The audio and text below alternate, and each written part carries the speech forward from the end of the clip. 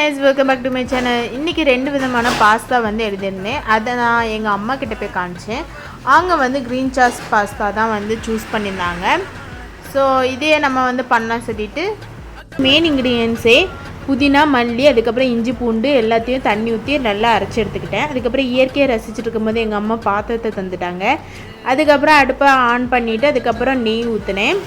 ரொம்ப நேரம் போராட்டத்தில் நெய் வந்துடுச்சு. அதுக்கப்புறம் மைதா ஒரு ஸ்பூன் வந்து ஆட் பண்ணிக்கிட்டேன். அதுக்கப்புறம் பால் ஊற்றிக்கிட்டேன். பால் ஊற்றிட்டு நல்லா அப்படியே மிக்ஸ் பண்ணி எடுத்துக்கிட்டேன். அதுக்கப்புறம் நல்லா பொங்கி வரும்போது நம்ம அப்படியே மிக்ஸ் பண்ணிகிட்டே இருக்கணும். இந்த மாதிரி மிக்ஸ் பண்ணிகிட்டே இருக்கும்போது இப்படி பொங்கி பொங்கி இப்படி வரும். அதுக்கப்புறம் கொஞ்ச நேரம் திக்காயிரும். நல்லா திக்காயிருச்சு.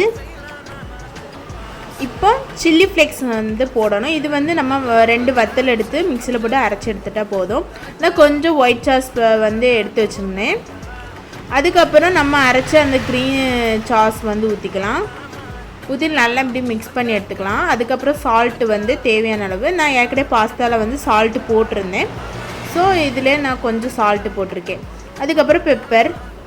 அதுக்கப்புறம் நம்ம வந்து பாஸ்தா வந்து போட்டு நல்லா மிக்ஸ் பண்ணி எடுத்துக்கலாம். இந்த மாதிரி நல்லா மிக்ஸ் பண்ணி எடுத்தோன்னா அடுப்பை ஆஃப் பண்ணிவிட்டு சேனலை சப்ஸ்கிரைப் பண்ணிடுங்க. கிட்ட இருக்க பெல் பட்டனையும் கிளிக் பண்ணிடுங்க. அடுப்பை ஆஃப் பண்ணோன்னே ஒரு பிளேட்டில் எடுத்து மாற்றி எடுத்தா தலைமை ரெடி. வேறு லெவல், சூப்பர். மம்மி டேஸ்ட் பாருங்க.